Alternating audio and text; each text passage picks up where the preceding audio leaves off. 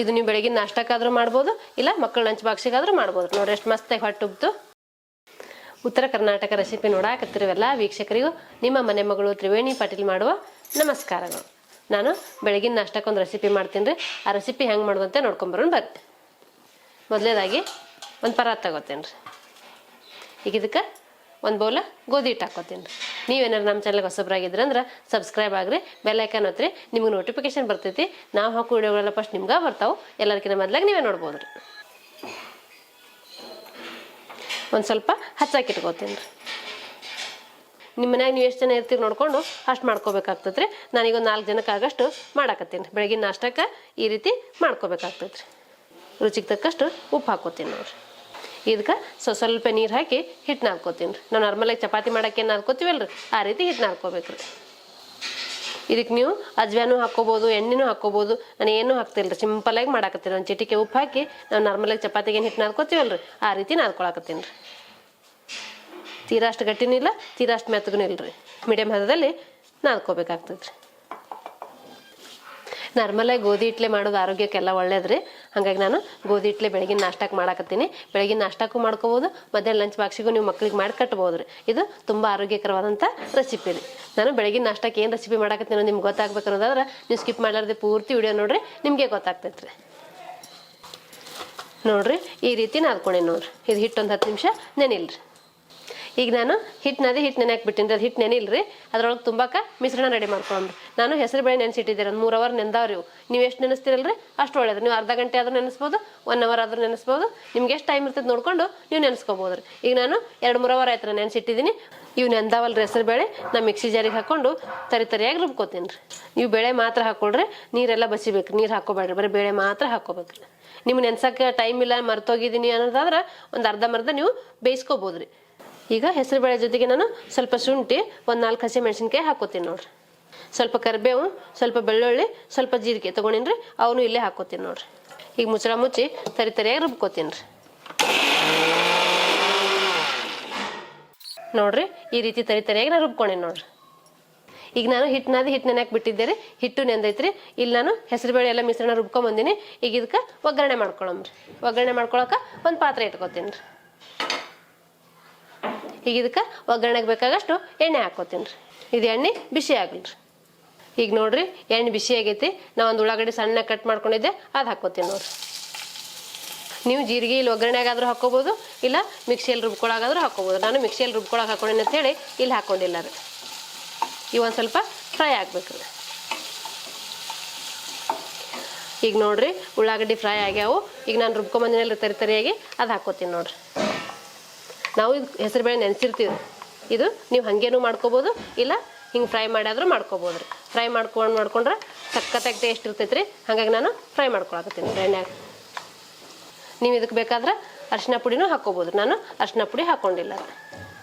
ಇದೊಂದು ಸ್ವಲ್ಪ ಬೇಯಬೇಕು ರೀ. ಇನ್ನು ನಾರ್ಮಲಾಗಿ ಹೂರಣ ಮಾಡ್ಕೋತೀವಲ್ರಿ, ಆ ರೀತಿ ಮಾಡ್ಕೋಬೇಕ್ರಿ.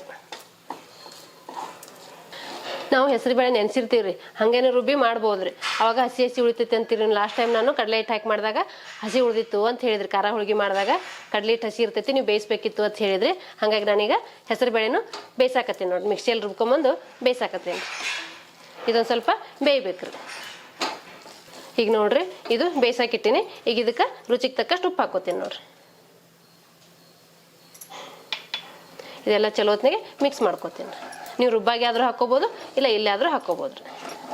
ಇದು ನೋಡ್ರಿ ತಳ ಬಿಟ್ಟು ಬರಾಕತ್ತಂದ್ರೆ ಇದು ಬೆಂದೈತಿ ಅಂತ ತರ್ತಾರೆ.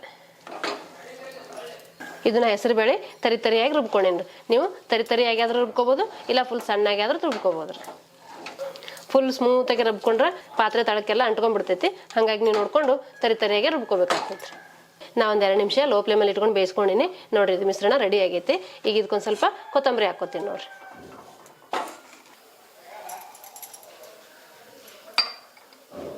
ಈಗ ಕೊತ್ತಂಬರಿ ಹಾಕಿ ಮಿಕ್ಸ್ ಮಾಡಿದ್ರೆ ಈಗ ತುಂಬಾಕ ಮಿಶ್ರಣ ರೆಡಿ ಆಯ್ತು ರೀ. ಇದು ಹೆಸರು ಬೇಳೆ ಪರೋಟ ರೀ.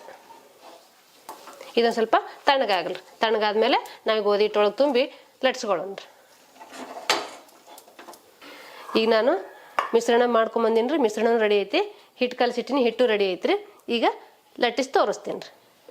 ಈಗ ನಾನಿಲ್ಲಿ ಲಟ್ಟಿಸ್ಕೊಳಕಿನ ಮುಂಚೆ ಹಂಚು ಕಾಯಕ್ಕಿಡ್ತೀನಿ ರೀ. ಇದು ಹಂಚು ಕಾಯ್ಬೇಕಲ್ರಿ. ಹಂಚ್ಕಾಯಿಲ್ರಿ ಅಷ್ಟೊತ್ತಿಗೆ ನಾನು ಪರೋಟ ಲಟ್ಟಿಸ್ಕೊತೀನಿ ರೀ. ನಾನು ಈ ಸೈಜಲ್ಲಿ ಉಳ್ಳಿ ತೊಗೊಂಡಿನಿ ನೋಡ್ರಿ. ಇದೊಂದು ಸ್ವಲ್ಪ ಅಗಲ ಮಾಡ್ಕೊತೀನಿ ರೀ. ನಾನಿಲ್ಲಿ ಮಿಶ್ರಣ ಮಾಡ್ಕೊಂಡಿದ್ನಲ್ರಿ, ಮಿಶ್ರಣ ತಣ್ಣಗಾಗೈತಿ. ನಾ ಈ ಸೈಜಲ್ಲಿ ತೊಗೊಂಡಿನಿ ನೋಡ್ರಿ. ಈಗ ಇದ್ರೊಳಗಿಟ್ಟು ತುಂಬ್ಕೊತೀನಿ ರೀ. ಈಗ ಇದ್ರೊಳಗೆ ಇಷ್ಟಿಟ್ಟು ತುಂಬ್ಕೊತೀನಿ ನೋಡ್ರಿ. ಈಗ ನಾರ್ಮಲಾಗಿ ನಾವು ಹೋಳಿಗೆ ಮಾಡಾಗೇನು ತುಂಬ್ಕೊತೀವಲ್ರಿ, ಆ ರೀತಿ ತುಂಬ್ಕೋಬೇಕ್ರಿ. ನೀವು ಹಿಟ್ಟು ಹಚ್ಚಿ ಆದ್ರೆ ಲಟ್ಟಿಸ್ಕೋಬೋದು, ಎಣ್ಣೆ ಹಚ್ಚಿ ಆದ್ರೆ ಲಟ್ಟಿಸ್ಕೋಬೋದು ರೀ. ನಾನು ಹಿಟ್ಟು ಹಚ್ಚಿ ಲಟ್ಟಿಸ್ಕೊತೀನಿ ನೋಡ್ರಿ.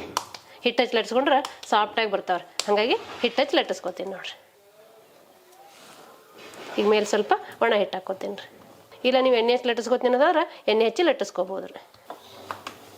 ಈಗ ನಾನು ಲಟ್ಟಿಸ್ಕೋತೀನಿ ನೋಡ್ರಿ.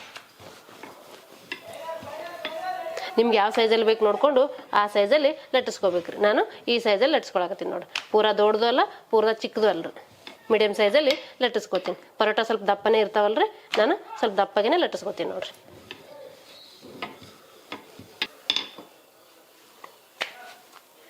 ಇದು ಹಂಚ್ಕಾಯಿಲ್ರಿ. ಹಂಚ್ಕಾಯ್ದ ಲಟ್ಟಿಸ್ಕೊಂಡಿರೋ ಪರೋಟ ಒಯ್ದು ಹಾಕಿ ಬೇಯಿಸ್ಕೋತೀನಿ ರೀ. ಈಗ ನೋಡ್ರಿ ಹಂಚ್ಕಾಯ್ದೈತಿ, ನಾನು ಲಟ್ಟಿಸ್ಕೊಂಡಿರೋ ಪರೋಟ ಹಾಕ್ಕೋತೀನಿ ನೋಡ್ರಿ.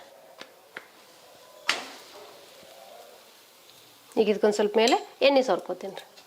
ಇದು ಆಪ್ಷನಲ್ ರೀ, ಬೇಕಂದ್ರೆ ಹಚ್ಕೋಬೋದು, ಬೇಡಂದ್ರೆ ಸ್ಕಿಪ್ ಮಾಡ್ಬೋದು ರೀ. ಎಣ್ಣೆ ಹಚ್ಚಿದ್ರೆ ಚಲೋತ್ನೇ ಟೇಸ್ಟ್ ಕೊಡ್ತೈತೆ ಅಂತೇಳಿ ನಾ ಹಚ್ಕೊಳಕತ್ತೀನಿ ರೀ. ನೀವು ಎಣ್ಣೆ ಬೇಡ ಅನ್ನೋದ್ರೆ ಸ್ಕಿಪ್ ಮಾಡ್ಬೋದು ರೀ. ಈಗ ನಾನು ತಿರುಗಿಸಿ ಹಾಕ್ಕೋತೀನಿ ನೋಡ್ರಿ.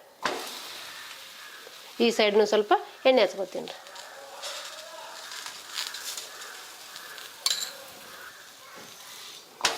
ಎರಡು ಬದಿ ಚಲೋ ಹೊತ್ತಿಗೆ ಬೇಯಿಸಿದ್ರೆ ಇದು ಹೆಸರುಬೇಳೆ ಪರೋಟ ರೆಡಿ ಆಯ್ತು ರೀ.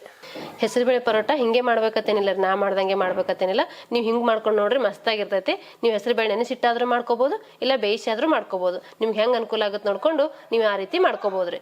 ಇದು ನೀವು ಬೆಳಗಿನ ನಾಷ್ಟಕ್ಕಾದ್ರೂ ಮಾಡ್ಬೋದು, ಇಲ್ಲ ಮಕ್ಕಳ ಲಂಚ್ ಬಾಕ್ಸಿಗಾದ್ರೂ ಮಾಡ್ಬೋದು. ನೋಡ್ರಿ ಎಷ್ಟು ಮಸ್ತಾಗಿ ಹೊಟ್ಟೆ ಉಬ್ತು. ನಾ ತಕ್ಕೋತೀನಿ ನೋಡ್ರಿ ಎಷ್ಟು ಮಸ್ತಾಗಿ ಬಂದೈತಿ. ಇದು ಹೆಸರುಬೇಳೆ ಪರೋಟ ರೀ. ನೀವು ಬೆಳಗಿನ ನಾಷ್ಟಕ್ಕಾದ್ರೂ ಮಾಡ್ಬೋದು, ಮಕ್ಕಳ ಲಂಚ್ ಬಾಕ್ಸಿಗಾದ್ರೂ ಮಾಡ್ಬೋದು ರೀ. ಇದು ಹೆಸರುಬೇಳೆನೂ ಒಳ್ಳೇದ್ರಿ, ಮತ್ತು ಗೋಧಿ ಹಿಟ್ಟು ಒಳ್ಳೇದ್ರಿ, ಆರೋಗ್ಯಕ್ಕೆ ಎರಡೂ ಒಳ್ಳೇದ್ರಿ. ನೀವು ಈ ರೀತಿ ಮಾಡಿಕೊಟ್ರೆ ಮಕ್ಳು ಇಷ್ಟಪಟ್ಟು ತಿಂತಾರೆ ರೀ. ನೀವು ನಿಮ್ಮ ಮನೆ ಮಾಡಿ ನಿಮ್ಮ ಅಭಿಪ್ರಾಯ ತಿಳಿಸ್ಬೋದ್ರಿ. ನೋಡಿದ್ರಲ್ರಿ ವೀಕ್ಷಕರೇ, ಬೆಳಗಿನ ನಾಷ್ಟಕ್ಕೆ ಅಥವಾ ಲಂಚ್ ಬಾಕ್ಸಿಗೆ ಹೆಸರುಬೇಳೆ ಪರೋಟ ಮಾಡೋದನ್ನ. ಈ ಹೆಸರುಬೇಳೆ ಪರೋಟ ಮಾಡೋ ಪದ್ಧತಿ ನಿಮ್ಗೆ ಇಷ್ಟ ಆಗಿತ್ತಂದ್ರೆ ಒಂದು ಲೈಕ್ ಮಾಡಿರಿ, ಶೇರ್ ಮಾಡಿರಿ, ಕಮೆಂಟ್ ಮಾಡಿರಿ, ಸಬ್ಸ್ಕ್ರೈಬ್ ಆಗಿರಿ. ಧನ್ಯವಾದಗಳು.